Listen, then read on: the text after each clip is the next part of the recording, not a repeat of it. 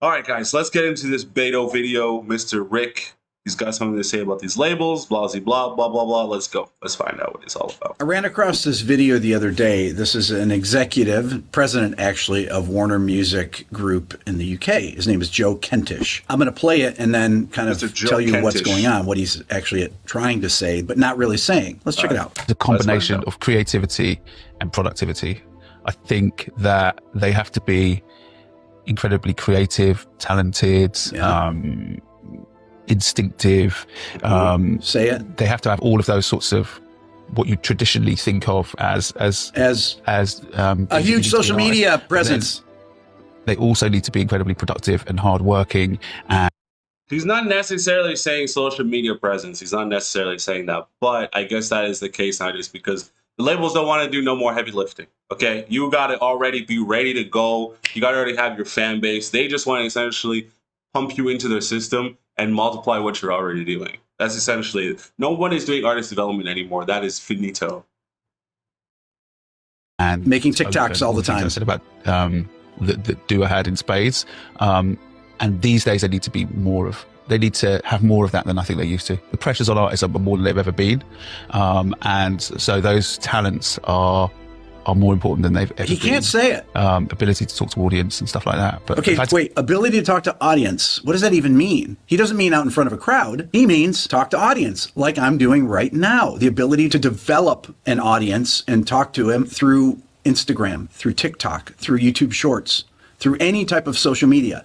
Basically, he's saying that you need to be able to build a massive following so that they will be able to market you because they're incapable of it. Let's listen on. Boil it down to two words. It would be creativity and productivity. And it's not necessarily that they're incapable. They just don't want to anymore, dude.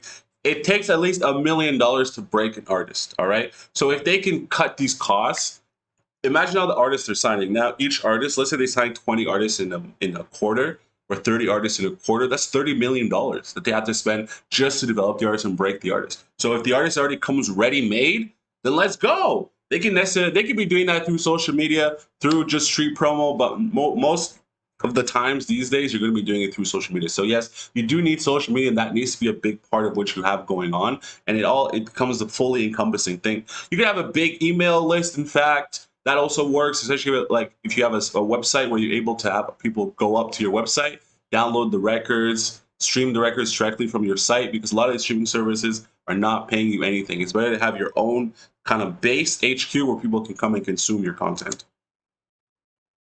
And then I guess the secret sauce or the X factor is a real sort of inbuilt determination. Inbuilt determination. You keep saying the same stuff. Best of the best. There's an inbuilt determination. You kind of look at them sometimes and you think you're trained. You're going. You know, whether people get on or off, you're going. I think the best ones have that. Let me put it another way. He's trying to find artists that are already successful on their own. Ones that have huge social media followings, that have already crossed over from TikTok to Spotify, because they're incapable of developing artists anymore. The artists have to do all the work. They have to have the determination, like Dua Lipa, he mentions there, who he apparently signed. These people have to be stars already. There's no development that the labels used to do, where they would help them develop over time to become better writers and bring in great producers and things like that. No, they have to be successful on their own. They have to have a determination and be relentless in posting on social media. They have to have all of those sorts of think about what you traditionally think of as a huge social media presence. Things that you need to be an artist, but then things that you have to be an artist. You need to be an artist, productive and hardworking. Great, productive and hardworking. What does that even mean? He doesn't mean productive and hardworking at what exactly, right? So productive and hardworking at maintaining your social media platforms, dude. That's essentially what you're saying, which is not a bad thing.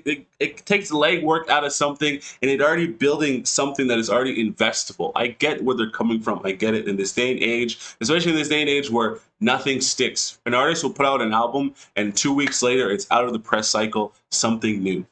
Nothing has any staying power anymore. So they need you to have an engine that is already, I guess, sticky, something that already people are paying attention to, so they can just continue to drive whatever kind of content it is, whether it is an album or your merch line or some sort of new collaboration with a fast food joint, whatever the case might be. They need you to have something ready established. So when they say, yo, it's time to pump XYZ out, you're ready to pump it out. Pause. going out and touring, well, yeah, maybe that's part of it. He means they have to be productive and hardworking, meaning they need to be releasing content all the time. They need to be content creators, not creative musicians. He doesn't talk about musicality or great songwriting or anything like that. Going to die. I guess that's the end of the video, guys. I guess that's it. I guess.